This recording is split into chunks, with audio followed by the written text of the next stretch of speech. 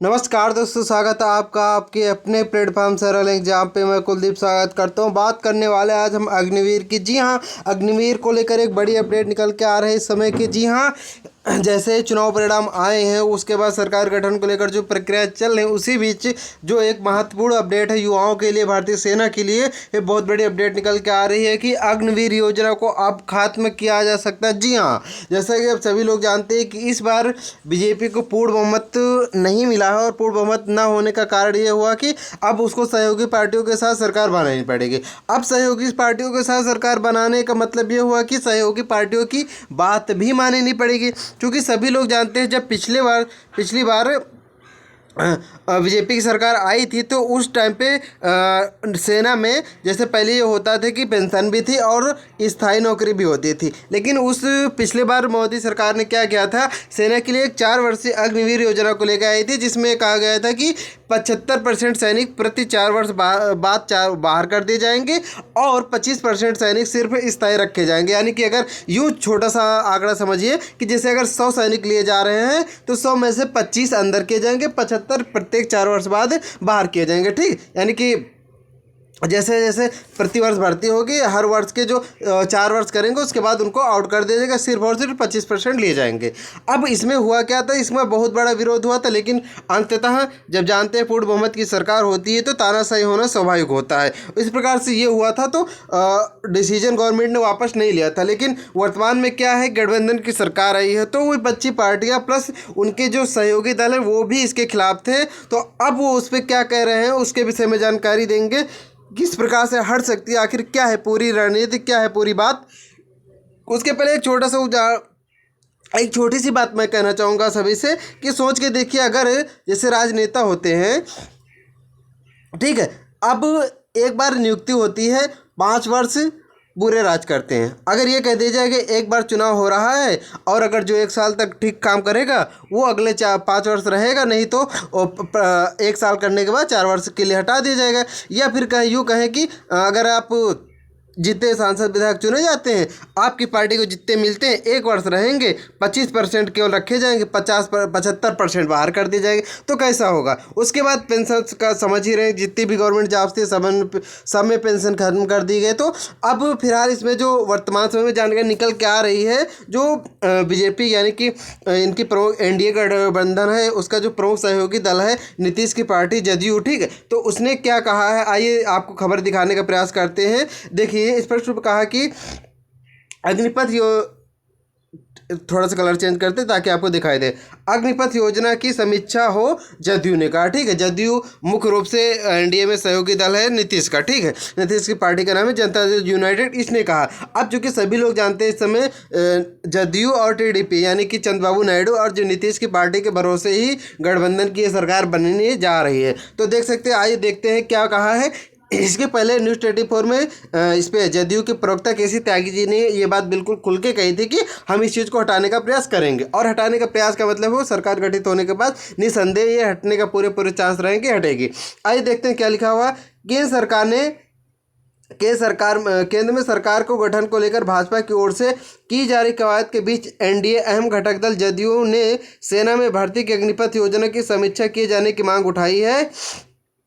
जदयू के वरिष्ठ नेता केसी त्यागी ने संवाददाताओं से कहा कि अग्निपथ योजना को लेकर मतदाताओं के बीच हिस्से में नाराजगी रही है। हमारी पार्टी चाहती है कि विस्तार से उन कमियों और खामियों को दूर किया जाए जिनको लेकर जनता ने सवाल उठाए हैं। केंद्र 2022 में 14 जून को सेना में जवानों की भर्ती के लिए अग्निपथ योजना की घोषणा की थी। कांग्रेस और कई विपक्षी दलों ने इस योजना का विरोध किया। कुछ राज्यों में इसके विरोध में प्रदर्शन भी हुए थे। कांग्रेस और इंडिया गठबंधन ने हाल ही में संपन्न आम चुनाव में अग्निपथ योजना को बड़ा मुद्दा बनाया था और कहा था कि हमारी सरकार आएगी तो हम समाप्त करेंगे। केसी त्यागी ने स्पष्ट किया कि उनकी पार्टी समान नागरिक संहिता यानी कि यूसीसी, ठीक, के खिलाफ नहीं है। भाजपा ने चुनावी घोषणा पत्र में सत्ता में आने पर यूसीसी लागू करने का वादा किया है। ठीक है, तो यूसीसी को लेकर तो कोई बात नहीं, लेकिन जो इस वीडियो में हम बात करने वाले हैं इसकी अग्निवीर की, जैसे तीनों सेनाओं में, ठीक है, एयरफोर्स में चाहे नेवी में चाहे आर्मी में, तीनों की बात की, अग्निवायु इस प्रकार से ये तीनों अग्निवीर जो हो गए हैं, ठीक, जैसे आर्मी में अग्निवीर कर दिए गए, ठीक है, और वायुसेना में, एयरफोर्स में अग्निवायु कर दिए गए। इसी प्रकार से तीन के तीनों सेनाओं में ये चीज़ अग्नि करके कर दिए गए और सब में व्यवस्था क्या की, यही व्यवस्था की गई। अब सोचो अगर कोई विद्यार्थी होता है, कोई 19 साल की उम्र में चयनित होकर जाता है और 4 साल जॉब करता है, 19 और 25, अब सोचो 25 साल की जॉब में वो वापस आता है, जिसके पास पूर्व प्रशिक्षण होगा, ठीक है। पहली बात तो सेना ने खुद इसका विरोध किया था, ठीक है।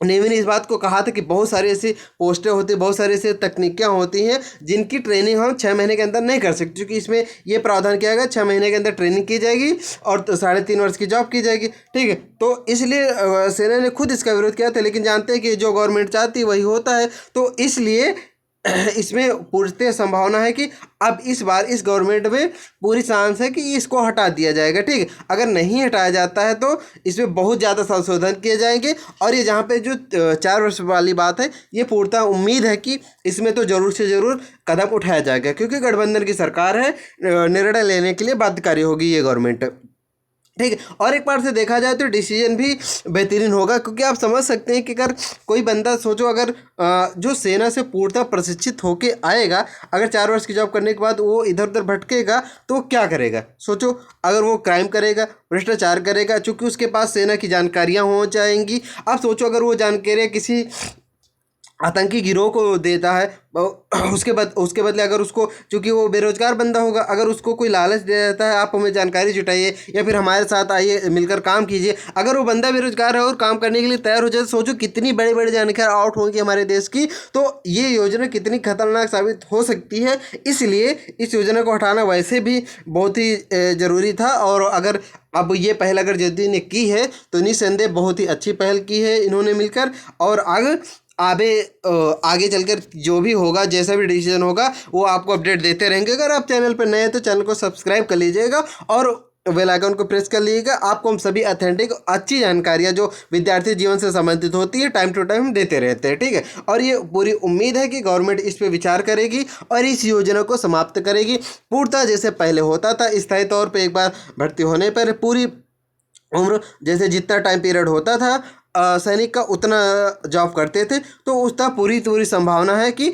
उतनी जॉब आप फिर से हो सकती है, ठीक है। इसमें जो भी निर्णय होगा बहुत जल्द आपको देखने को, गवर्नमेंट गठित होने के पश्चात कुछ ना कुछ आपको देखने को मिल सकता है, ठीक है। तो ये इस वक्त की जो बड़ी अपडेट थी वो आपको हमने दी है। आप चूँकि समझ सकते हैं, अगर राजनीतिक रूप से सहयोगी दल ने ये मांग की है तो निस्संदेह इस पर आपको कुछ ना कुछ बड़ा एक्शन देखने को जरूर से ज़रूर मिलेगा। इसलिए अब जैसे पहले विरोध हुआ था, इस टाइम पे इस मुद्दे को थोड़ा सा आप अगर विद्यार्थी जीवन, जितने भी लोग सेना की तैयारी कर रहे हैं, नहीं भी कर रहे हैं, तो सहयोग उनका कीजिए। विद्यार्थी जीवन में सभी लोग एक दूसरे के भाई बंधु होते हैं, तो उनका सहयोग इस टाइम पे अब इस मुद्दे को थोड़ा सा उठाइए, तो सरकार मजबूर होगी। और चूँकि राजनीतिक पार्टियाँ, जो सहयोगी दल, वो खुद अगर चाह रहे हैं, वो खुद चाह रहे हैं इस पर संशोधन करना, तो निस्संदेह अगर विद्यार्थी भी इस पे कदम उठाते हैं तो निस्संदेह इसमें परिवर्तन होना स्वाभाविक है। चैनल को सब्सक्राइब कर लीजिए, आपको देंगे अगली अपडेट। जैसे इस पर कुछ कड़ा या फिर यूँ कहें कि बड़ा कदम उठाया जाता है, वैसे ही आपको अपडेट हम देंगे। थैंक यू, मिलते हैं किसी अन्य वीडियो में। धन्यवाद।